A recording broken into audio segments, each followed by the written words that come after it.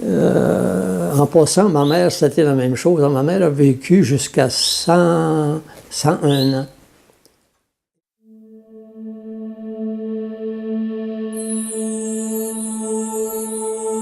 Mommy, Daddy, I love you dearly.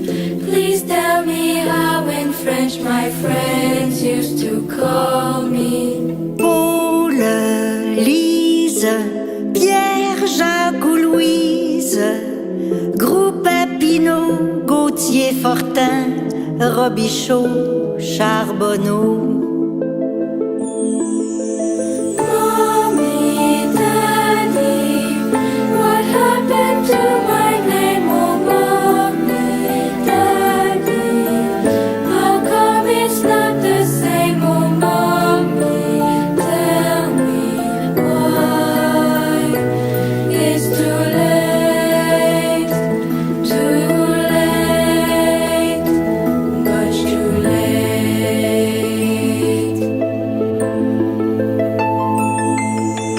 Mommy, Daddy, I love you dearly.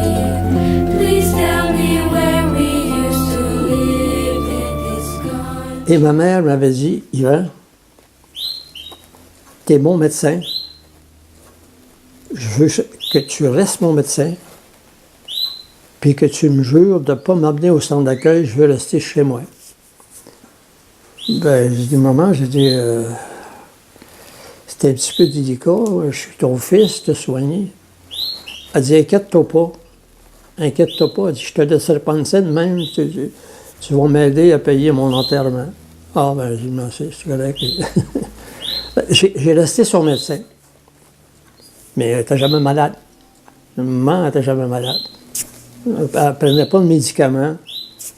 Juste sur les derniers temps, elle avait découvert les bienfaits de l'Ativan. C'est ce médicament qu'on se met sous la langue, puis qu'on est bien. Ça nous enlève l'anxiété, qui nous gruge pour rien.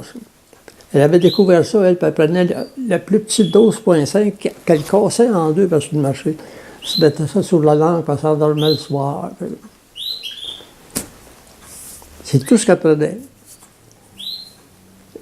Ça fait que, tu sais, je ne sais pas si, je ne me souviens pas de quelle façon. Elle est morte de cause naturelle. Souvent, puis elle restait avec Réa, ma soeur, la plus vieille de la famille, dans son logement, ici à Mont-Laurier. Et combien de fois la nuit, Réa m'appelait, Yvan, mets tes culottes, puis viens m'aider à lever maman, elle tombe à terre. Enfin, moi, je partais, puis on la mettait dans son lit. Et sur la fin, là, Réa, puis moi aussi, on était rendus au bout de la corde aussi. C'était plus raisonnable ce qu'on faisait. Fait qu'on prend la décision. Maman était un peu comateuse, semi-comateuse. On prend la décision d'amener maman au centre d'accueil, parce que j'étais lourd. Alors, 5 heures, l'ambulance arrive. La première fois de sa vie qu'elle prenait l'ambulance. Ça va plus ou moins, par exemple. On l'amène au centre d'accueil, tu sais.